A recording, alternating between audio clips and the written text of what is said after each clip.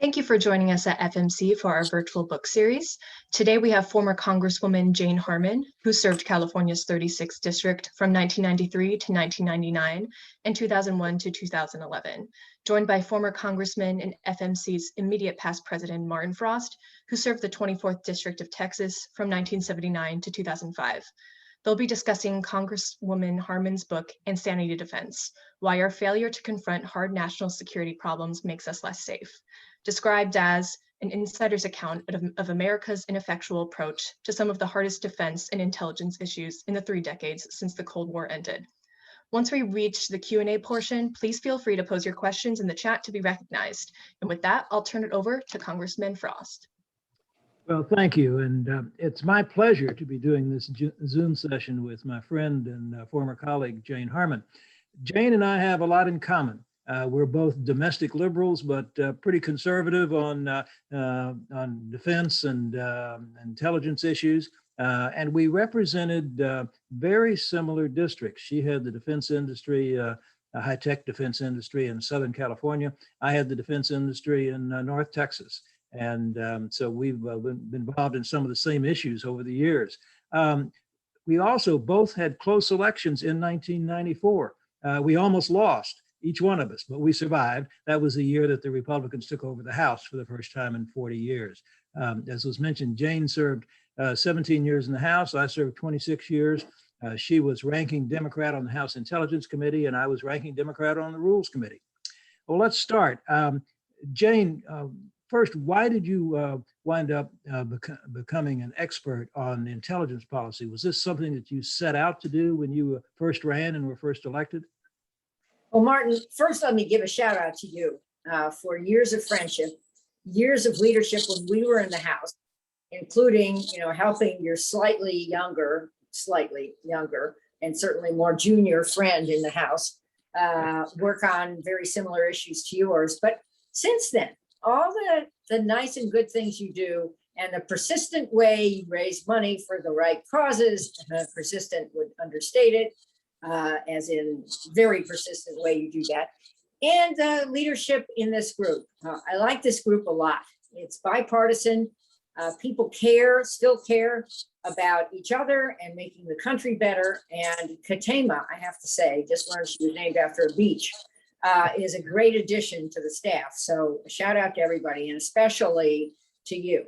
Now I forgot what your question was. Well, it's an easy question. Why did you wind up becoming an expert on intelligence? Oh, why did I become well, a couple of reasons. And by the way, we should note that Don Rumsfeld just died. Yeah. And what an outsized role he played in U.S. defense policy over the years, including during the years when we served, including in many of the issues that I highlight in the book. And somehow I just told you I thought he was indestructible, but he showed that one person's strong opinions can get a lot of traction in government. So why did I get involved in these issues? I got involved in them before I ran for Congress. When I was serving in the Carter White House as the Deputy Cabinet Secretary, I was involved with a number of people, including Zbig Brzezinski, who was the National Security Advisor, on some of these issues. As a Senate counsel, which I did before, I was focused on domestic issues, but this was my exposure. And when I left the White House, for a period, I was special counsel to the Defense Department, working with a guy named Richard Danzig, whom some of you may know, who later became Secretary of the Navy, brilliant guy. At any rate, park that until I ran for Congress, the first elected office I ever sought after junior high school treasurer, which I lost. And I ran in the Aerospace Center of California, very close to where I grew up. And most of our intelligence satellites were made there. And it was a time right after the Cold War ended, when we downsized the procurement budgets for intelligence and defense. You will remember this. It was a very painful time. And I just had to focus on it. And it took me a while to work my way up in the chairs to get a seat on the Intel Committee. But before that, I was on Homeland, and not Homeland, there was no Homeland. I was on Armed Services, yeah, and working on a lot of those issues. Jane, I guess the next question I have is, why did you write this particular book? And you and I were discussing a little while ago before this started. I've written one book and that's it. I think I only have one book in me. But it's interesting. Let me quote from the introduction. I think it's important. So you said that in discussing Congress's role in national security, as a government and as a nation, we seem to cycle over and over through the same problems and make the same mistakes again and again. This is a definition of insanity. So why did you write this book? Well, it's also insanity defense is a defense in a criminal trial too. So it's a kind of play on words. But the name of the book was suggested by my youngest daughter, who is a writer and who thought the title I had picked was so boring. She was probably right. The book is the only kind of book I could have written, and I wanted to write one book, and we have had this conversation. It's too hard, but it's a book about the policies that I was involved with including now in the 30 years since the Cold War ended, as a member of the first post-Cold War class. It's a memoir. It's a memoir about me and those policies. So it's a policy memoir. And I have a point of view, which is that we have basically lacked the strategy for 30 years, and we're paying for it. And this is over 4 presidencies, 2 Democrats and 2 Republicans. Yeah, it's interesting because the reason I asked you that particular question, when I speak to high school and college groups, I often mention that sometimes members run for office with a particular agenda or a particular interest. And other times you wind up getting involved in things that you had no idea you were going to be involved in before you got elected to Congress. You obviously had an interest before you ran, and this particular book explores that. I would point out to people who I hope will have a chance to read your book. This is a very complicated subject, and the book is full of interesting information. It is not for the faint at heart, though, because this is a real book about real issues. And you go into some significant detail. I would urge people to read it, but this is not light reading for the beach. Well, no, but there are some personal anecdotes that are pretty funny. Oh, there are too. Yeah, of course. My late husband's response to my telling him I was going to vote for the Iraq war resolution. That was pretty funny, and maybe pretty tragic also. But I would say that I don't think I would have been elected. I would not have been elected to Congress had I not had this interest and some credibility running in what started out to be a safe Democratic seat, but after reapportionment in 1992 became a lean Republican seat. And what I appealed to the aerospace industry in the district, this significant industry, plus women who had supported Maureen Reagan, the daughter of Ronald Reagan, who was in the primary against me. They supported her because she was a pro-choice Republican, and she lost in the primary. And so I had the Maureen Reagan Republicans plus aerospace CEOs who were also Republican as my kind of wedge, plus all the Democrats in the district. And over time, what's funny, Martin, you will laugh, and I think others on this call will laugh, those on the far left of the party got very upset with me because while I'm a progressive on social issues, right, I am a centrist on other issues. You and I are Scoop Jackson Democrats, and everyone on this call remembers Scoop Jackson, the AKA the senator from Boeing in Washington State. And that's who we are. And so that offended some on the left that I would vote for strong defense budgets. I don't regret the votes, that I was pro-trade. I had an interesting situation in that I had a lot of union members in my district, UAW and machinists, but they worked at defense plants. Right. So, right. So they were pro-defense union members. I lost the teachers, though. The teachers union in my district hated my Iraq war vote. And what that has to do with public education, I'm not sure. I was a public school product, but they opposed me because of that vote. So there. Interesting. Now, I did want to ask you a question. You probably don't get asked this in most of these talks that you give about your book, but this is something I think you could give good advice to. how does the average member, we'll say an intelligent, hardworking member who has no background in national defense issues, how does that kind of member decide how to vote on important issues like whether we're going to commit troops against Saddam Hussein or whether we're going to have surveillance issues? So how does the average person who doesn't serve on intelligence and who doesn't serve on armed services, how do they make up their mind on how to vote on these issues? Oh, it's a really good question. You know, I always used to say that the House was a great learning and teaching institution. You could learn whatever you wanted. You could call up the Library of Congress or the Congressional Research Service. You could find facilities in your district or near your district. And for example, I was a huge user of material from the Rand Corporation, which was just a few minutes outside my district in California. And they had all kinds of stuff on defense issues that I read. And at one point, I was told I was the biggest consumer of the Rand material. And I was really proud of that. So I learned things on the job. And I would counsel anyone, if you're interested in the subject, to do that. It's hard because you spend so much time raising money, and in my case, flying across country. But there are now some teaching tools that didn't exist before. In case you missed this, Martin, this is a softball question to me, because the Wilson Center, which I headed for 10 years, succeeding Lee Hamilton, another, a really amazing mentor and rock star in the House. The Wilson Center now teaches foreign policy on Friday afternoons to Hill staff. We also teach cyber, and we also teach artificial intelligence, 3 different tools. And so staffers can come and learn what they want to learn, and then it trickles up and help their members. As a former staffer to a U.S. Senator, I know how much the information in my little head mattered to his ability to function. And it was true for me too. I had a really good staff.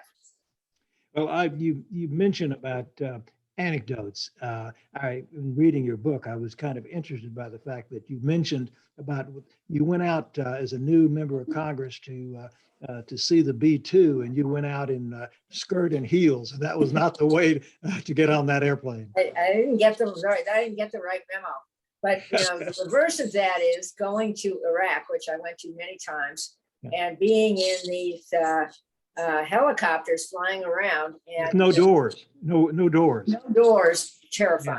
But they would bank over, I did that also. Yeah. Yes, I'm sure you did. But to get in and out of them, they didn't have a little step ladder.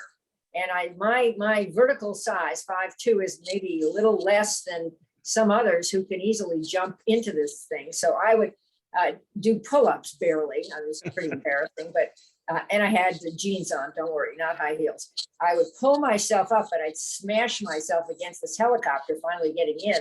And when I finally, at the end of the day, first time I did this, took off my blue jeans, my legs were just bloody from this experience. And I learned next time, I don't know what I did, I wore padding or something. But it was very funny that, especially for women, I'm sure there are some listening in, people care what your hair looks like, what you're wearing, and oops, yeah, if you say something intelligent, maybe they notice that too. It's interesting, Jane. Someone told me as a new member that if I ever needed to get some information, I could call the Congressional Research Service of the Library of Congress, and they would send their expert over to do a one-on-one session with me in my office. And I did that on occasion, and it was very helpful. Good. I agree. There was a woman, a wonderful woman, Judy somebody, who retired from CRS. I can't think of her last name, but she was fabulous to House members and befriended me. And I felt very lucky. Plus, I had this just brilliant staff who knew so much and helped so much. And it takes a village. It's a hard job if you take it seriously. And most members do in both parties. It's unfair to hear so many people criticized in Congress, and they're frustrated. Is what they are, because they can't collaborate more and learn and follow the substance of issues. Yeah, the reason I asked this particular question is that you and I both wound up voting in favor of using troops against Saddam Hussein Yeah, when George W. Bush was president. And I was chairman of the caucus at that time, and right.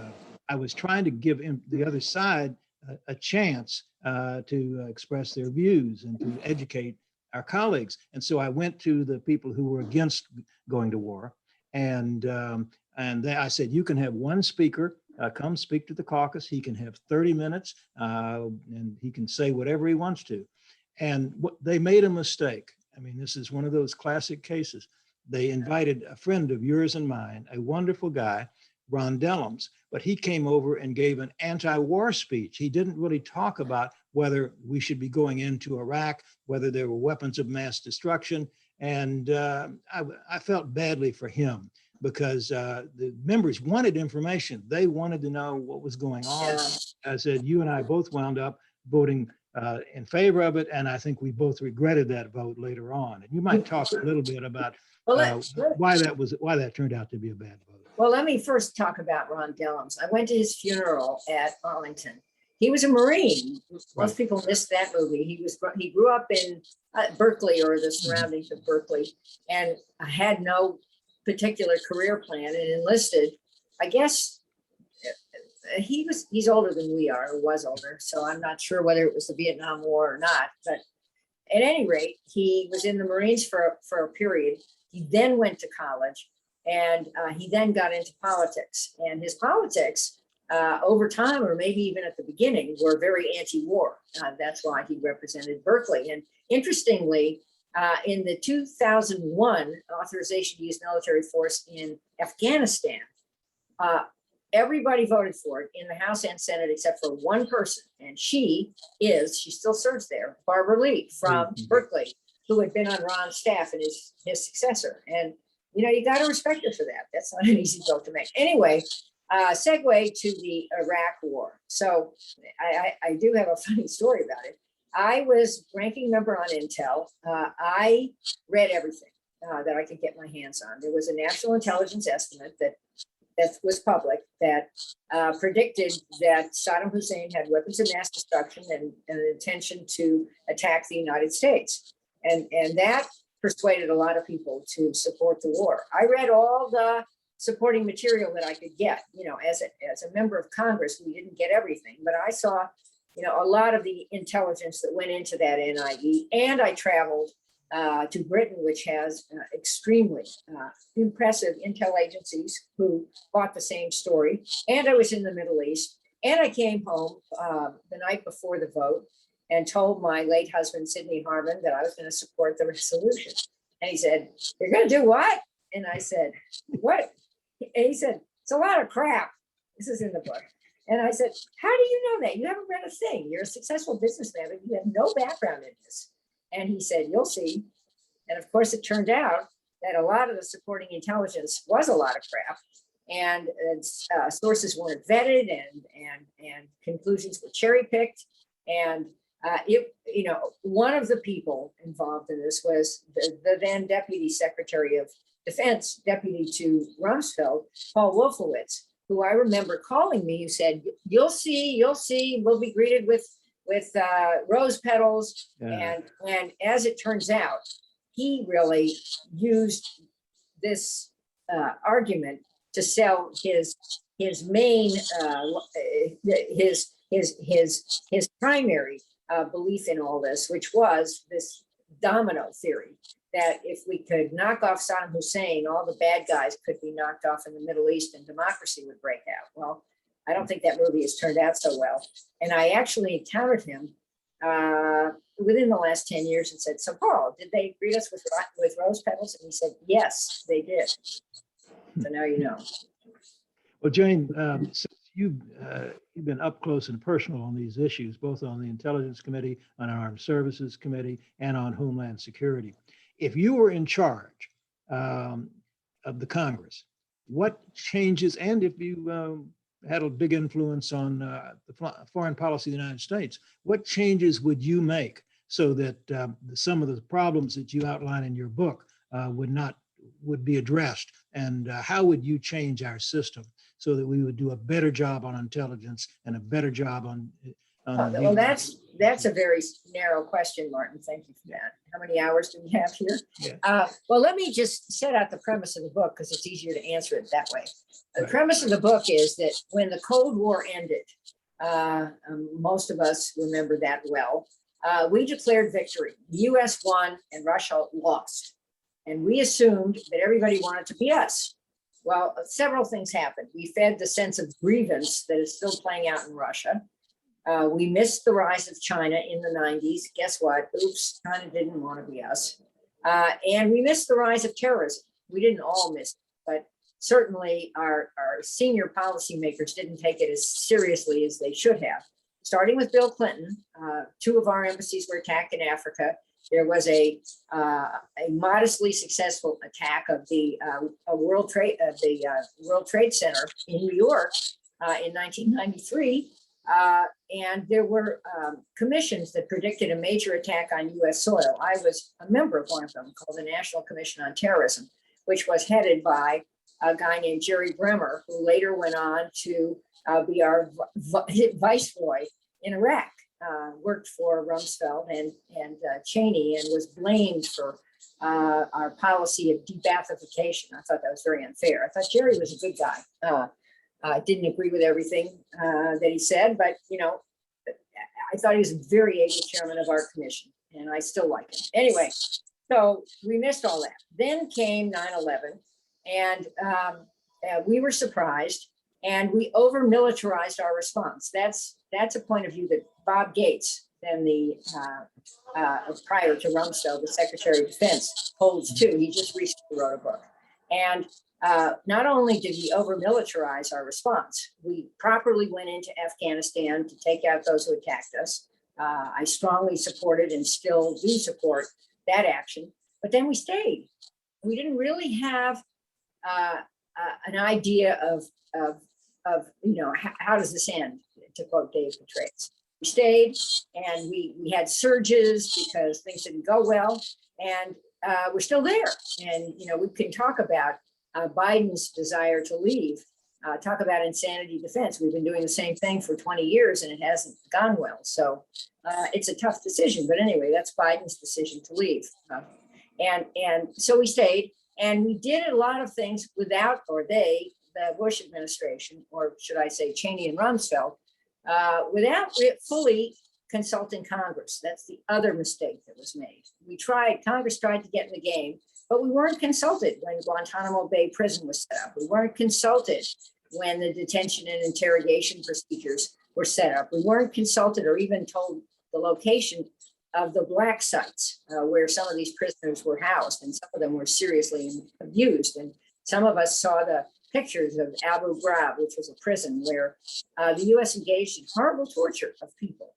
And the authorization to use military force, the 2001 AUMF, is still in place, even though it is being used against folks who didn't exist on 9/11, and even some who were on our side. We've engaged in 40 military missions in 19 countries since 2001.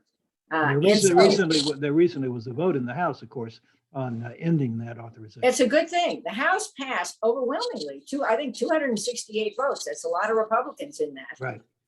To repeal the 2002 AUMF, the one about Iraq. 2001 should be next. The White House supports this. The Senate is considering it, and Tim Kaine and his name is Young is the last name, from Indiana. Todd Young. That's correct. Yes, are pushing it. And I think it would be a wonderful thing for Congress to step up and authorize the use of force, either against a set of targets or on a specific basis, before the executive branch engages in using force. That's the way it's supposed to work. So that's a long answer to your question. What would I do now? I would repeal these AUMFs and enact something different. I would put these various programs on sounder ground. This has happened over time. For example, Guantanamo Bay is now considered within the reach of U.S. law, according to the Supreme Court. So there are tribunals to consider the status of prisoners. A number of them have been released, but there are 40 left there. And most of them have been tortured. So trying them is going to be a difficult thing. I have some strategies in the book to talk about that, but that is what we do. People are subject to the rule of law. I'm not saying they're innocent, but there ought to be a process that applies to them. And with respect to other things, Congress has since outlawed the use of torture. That's a good thing. Congress, let's see, what else did we do? The Biden administration is investing strongly and smartly, in my view, in soft power. Hard power has its limits. We are now surging the capacity of the State Department. He's yet to appoint most of his ambassadors, but hopefully that'll happen fairly soon. But in addition to that, there's a very capable team at the State Department, and he is, I think, projecting U.S. power, restoring our alliances, and doing things like trying to, through COVAX, help the world get vaccinated, all of which are in our national security interest. Jane, I'm going to ask you about two other things, and then we'll throw it open for questions. You and I both, over our careers, have been strong supporters of the State of Israel. Can you comment on the state of U.S. relations with Israel at post their election and post our election? Well, I'm hopeful that it will improve, actually. I have always been a strong supporter of Israel, as you have. And I always felt that the rock solid bipartisan support from Congress and the American people made Israel stronger. What happened over the last 4 years is Israel and the Trump administration made that support partisan. I think that was a grave mistake by Israel and by the Trump administration. And now we're at a point where, at least it seems to me, a lot of Democrats are questioning Israel, and especially young people are questioning Israel and its so-called occupation of Gaza and the West Bank. I'm not defending Israel's policy toward those places. I strongly support a two-state solution, which the Trump administration did not. But I think with this new government, Rainbow Coalition, including an Arab political party, there is at least a chance over time that there will be more welcoming attitude toward the two-state solution. And there's also a chance that with our renewed support of Palestinians, that there will be new elections, which should be held in the West Bank, and that there possibly could be a reunification of the West Bank with the Hamas, which is terrorist leadership, unfortunately. Jane, I want to ask you about a quote in your book. The quote struck me, and I know what you meant, but some people may read it the wrong way. You cited Harry Truman's famous quote: "If you want to have a friend in Washington, get a dog." You then added, "In my experience, if you want to have a friend in Washington, get a girlfriend." Of course, you were talking about women members of Congress. You weren't talking about men, but to elaborate on that a little bit. Well, I noticed, why wouldn't I notice? When I came to Congress, it was the first year of the woman. And that had to do with the fact that we doubled the number of women in the House up to about 30 out of 435. And that two states, California and I think Washington State, could be wrong. No, it wasn't Washington.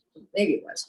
Elected 2 women senators, but certainly Barbara Boxer and Dianne Feinstein came to the United States Senate in 1992. And then Boxer was succeeded by Kamala Harris. So we've, until very recently, until Harris became vice president, had 2 women senators from California. At any rate, what I noticed from early on was that the women on a bipartisan basis supported each other.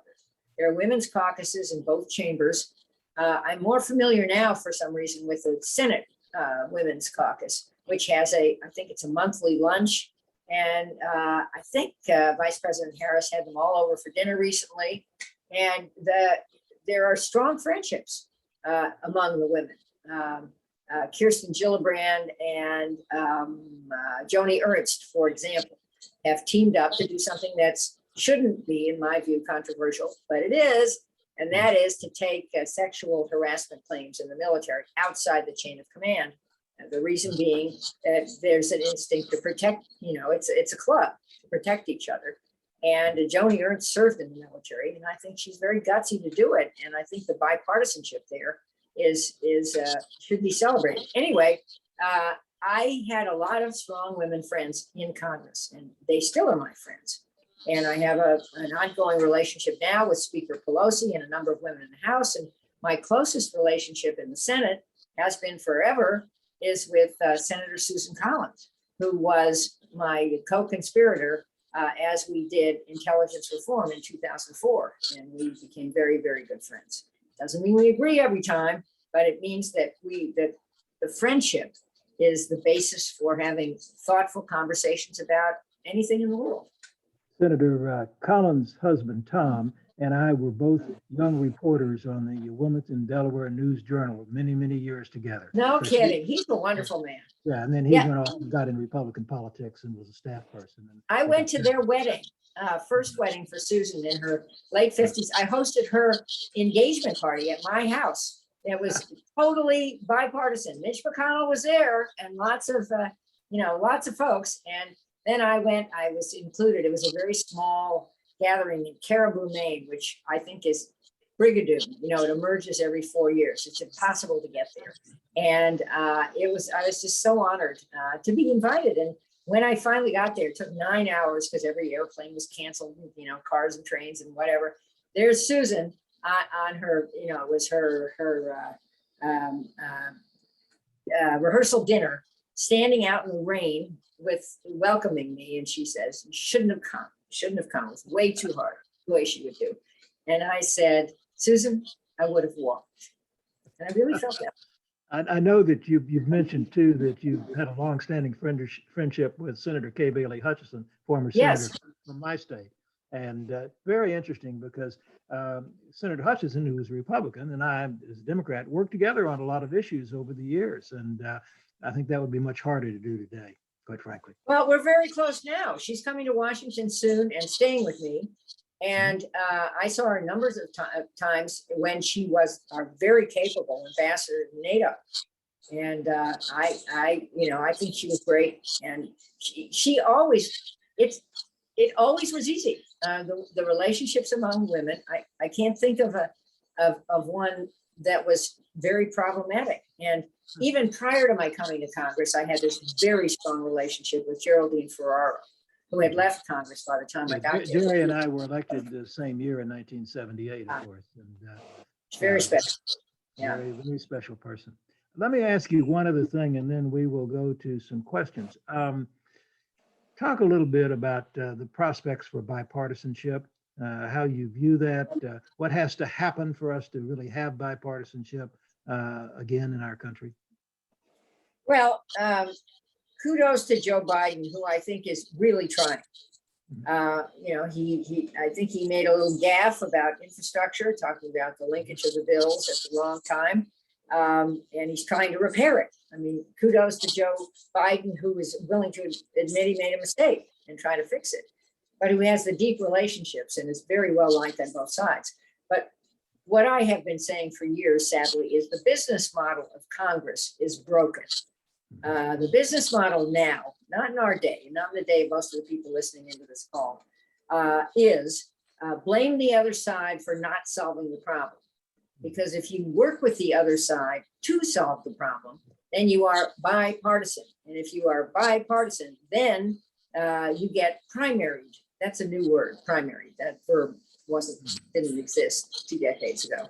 But primary means somebody from the far left or somebody from the far right runs against you in a primary, where turnout is usually limited to those with the more extreme views on either end.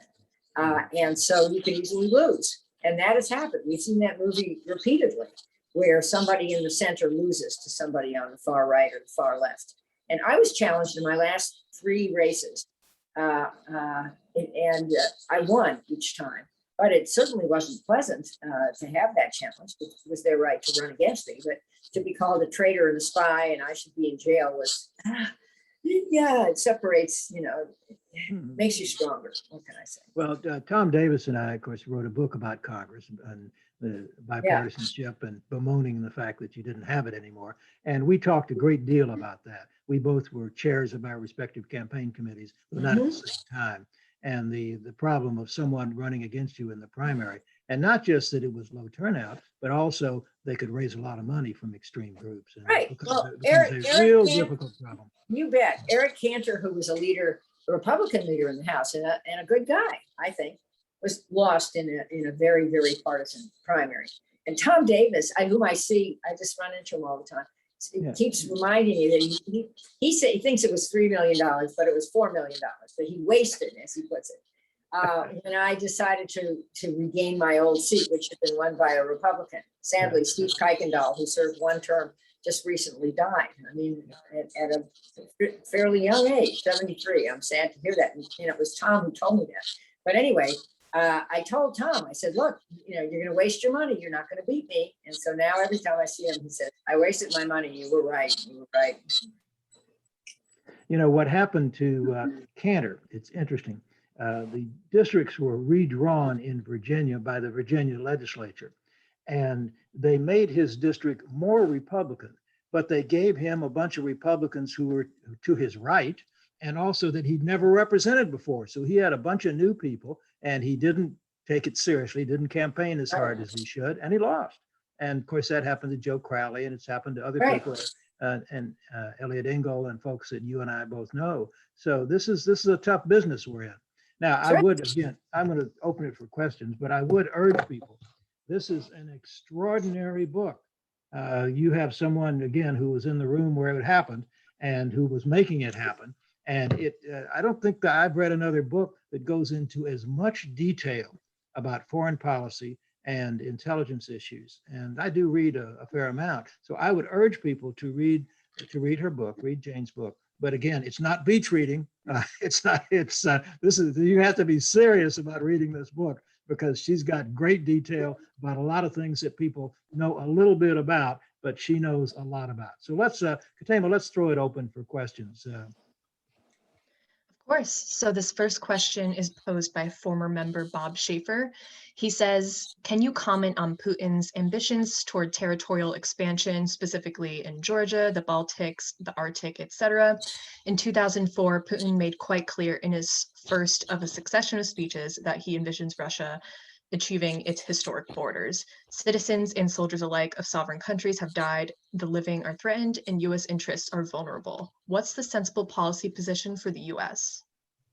In dealing with the former Georgian Republic, not the state of Georgia, of course, yeah. Yeah. Well, having been to most of those places, or many of them, not to Crimea, but to which he's gotten away with taking back, he would say, but certainly to Ukraine several times, to Georgia and other places. Russia has territorial ambition. I mentioned that when we won the Cold War and we said Russia lost, we fed this sense of grievance. And Putin's kind of raison d'etre is to restore greater Russia and also embellish his bank account. He's certainly done well on the second part of that. On the first part, Russia, I would say, fortunately, doesn't have the resources and capacity to do all the things that Putin would like to do. But it does have the capacity, and he's very cunning, to sow chaos. And so he continues to destabilize the Donbass, the eastern part of Ukraine. He continues to do things, cyber attacks and other things in Georgia and the small little parts of Georgia that I will think of the names of, where he is, literally taken down for temporarily the capacity of those places to function. And the former Soviet republics, like Latvia, Estonia, and so forth, are always under threat by him. So I don't think he can achieve this, but his ambition here. But I think U.S. foreign policy has to focus on it, and I think that Biden is Trump gave Putin a pass. We can all speculate why that was. But Biden is not giving Putin a pass. And at the moment, the most serious threats he poses to us are cyber, especially ransomware.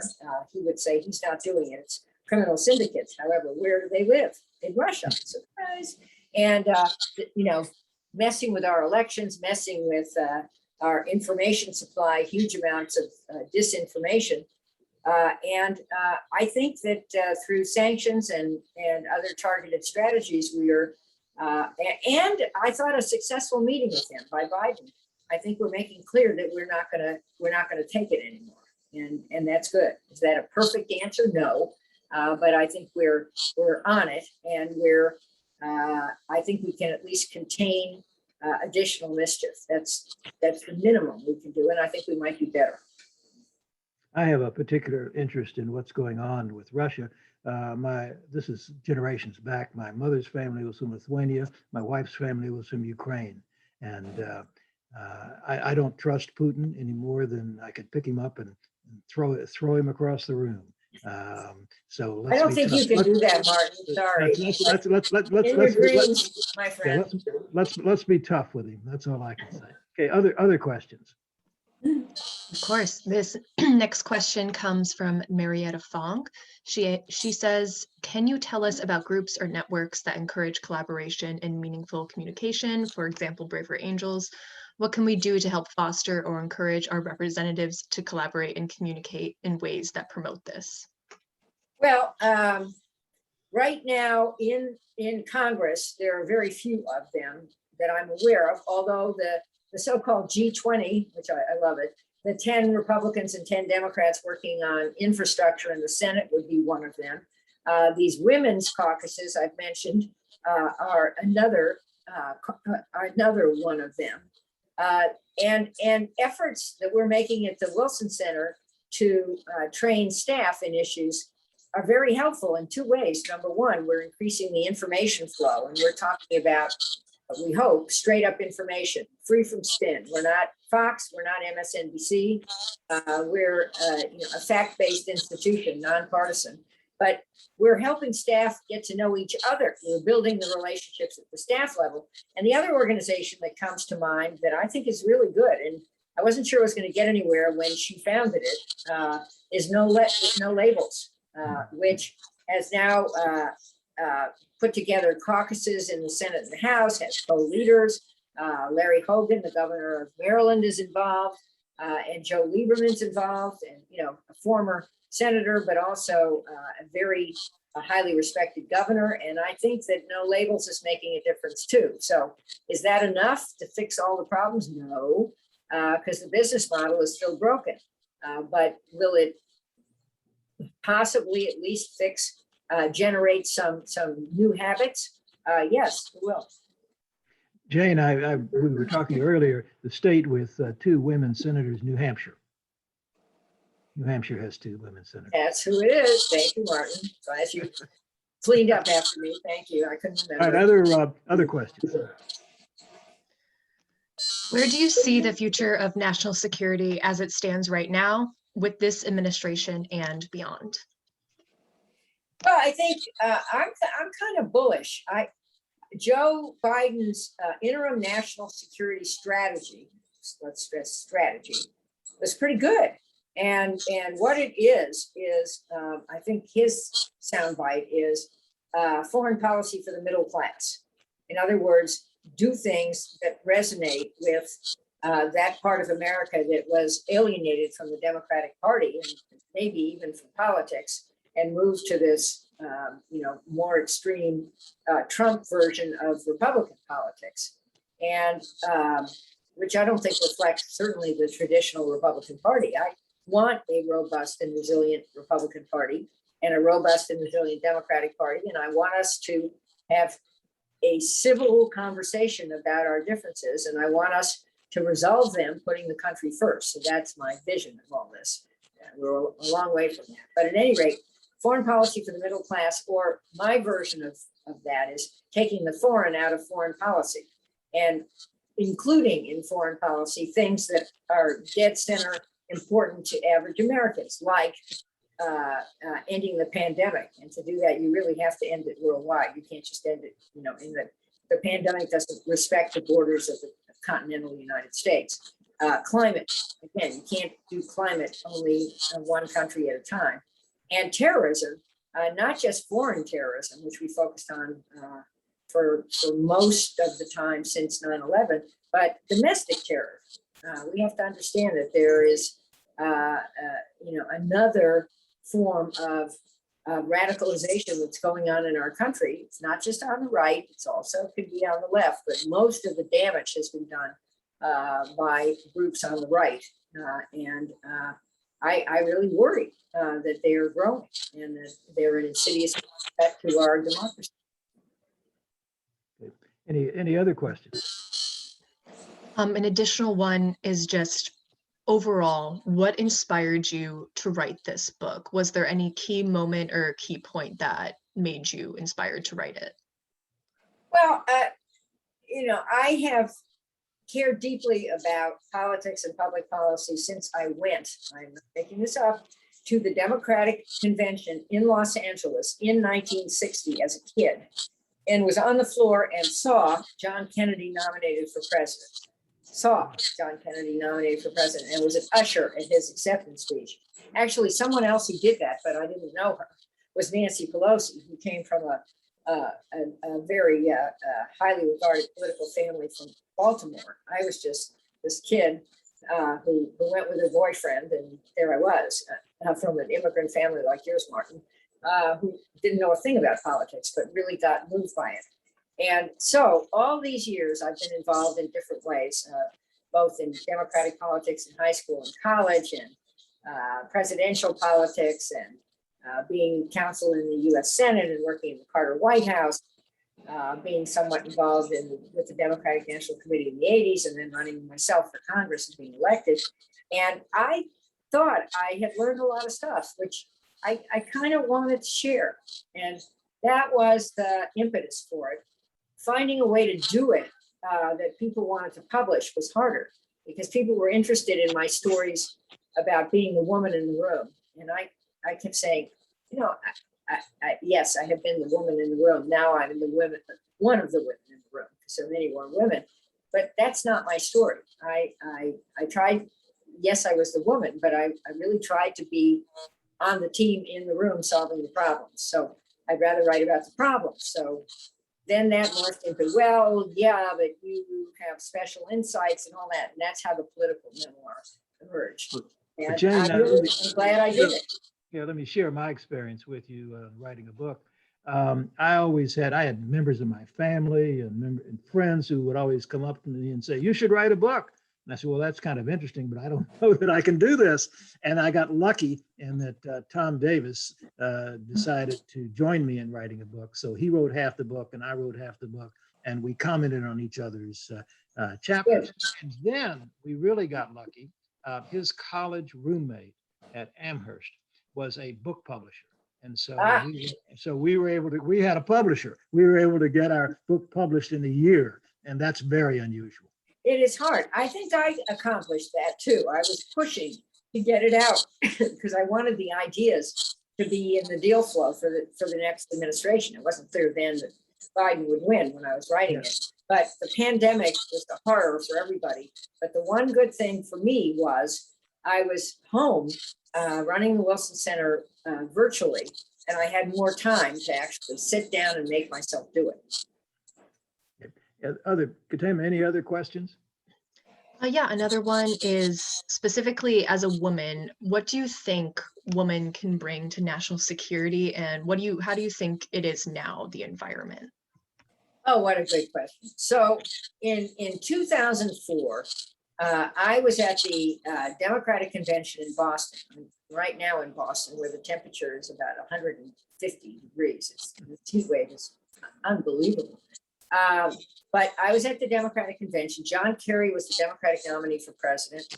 And someone from his campaign contacted me because I worked in national defense and asked if they could fly me down to somewhere in Virginia, where he was going to introduce a national security theme in front of a large military installation, a shipyard. I just don't remember where it was. So, okay, I flew down and I was trying to think of how. Newport News, maybe? I think. Newport News. Thank you, Martin. What would I do without you? You figured out the 2 senators in New Hampshire. Newport News. So what was I going to say that everybody else wouldn't say? And I looked out at this audience of about 5,000 people, women and men, and I blurted out, security is a woman's issue. And I said, in many cases, or in most cases, we are the people who protect our children. You know, we're the lionesses in our houses. We are the ones who interface with our extended families, our parents and siblings and so forth. And when they're ill, we do this, we do that. We, do many of those chores.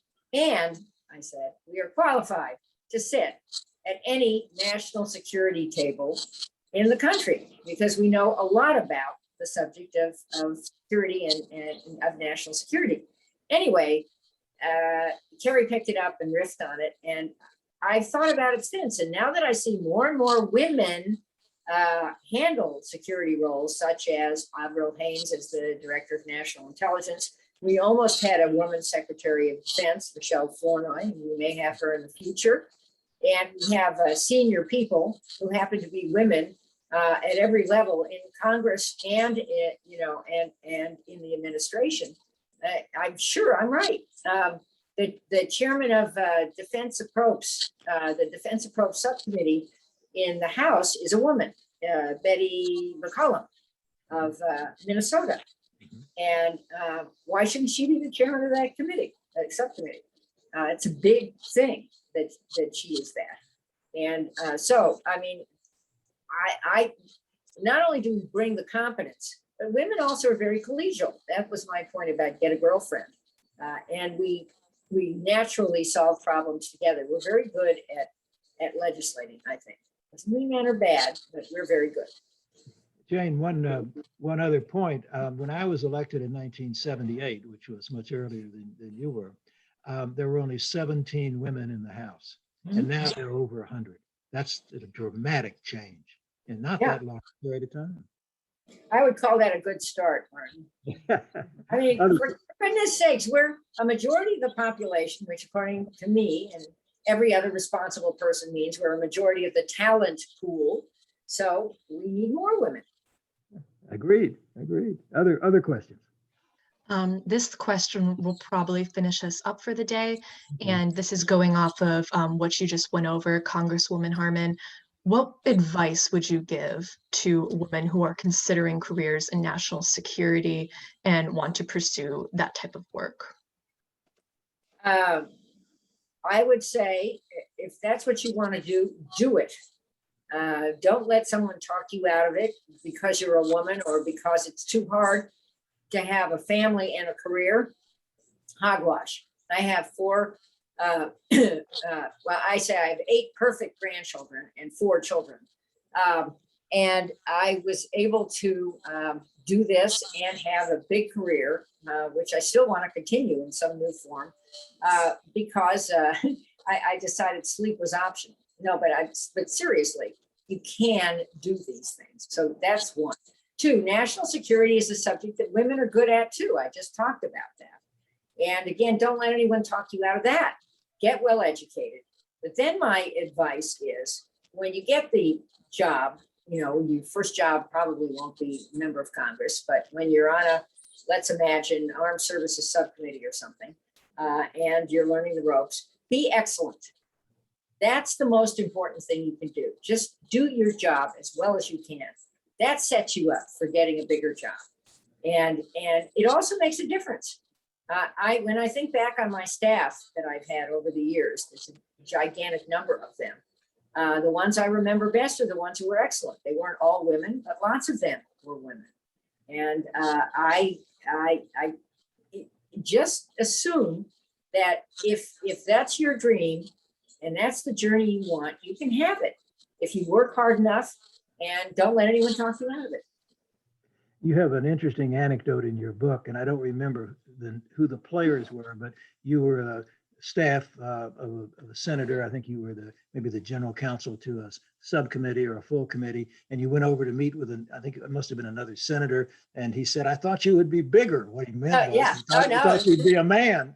It's better. It's a better story than that. I was the first woman, of course, why wouldn't I be, to be chief counsel of the Senate Judiciary Subcommittee on Constitutional Rights, working for a California senator then named John Cunning. And Cunning said, well, you know, constitutional rights, we ought to go meet the Chief Justice, who at the time was Warren Burger. Yeah. And I was a member, I am a lawyer. I was a member of the Supreme Court bar. I'm not a litigator, so I never argued a case, but getting admitted to the bar is a useful thing to have if you're practicing law, which I did do for a period. So I made the appointment, we go over there, and we walk in, it's a chandeliered room after chandeliered room, and get into the inner sanctum of the Supreme Court. And there's Berger, who looked like he was sent from central casting with his robe and just this mane of white hair. And I was with Senator Tunney, I think, but he took one look at 5'2" me, and he said, "Oh," looking up at Tunney, "when you said you were bringing your chief counsel, I expected someone bigger." And I did not laugh. Don't worry. I just went. I chuckled, inwardly chuckled. And Jane, I'll tell you one other story briefly.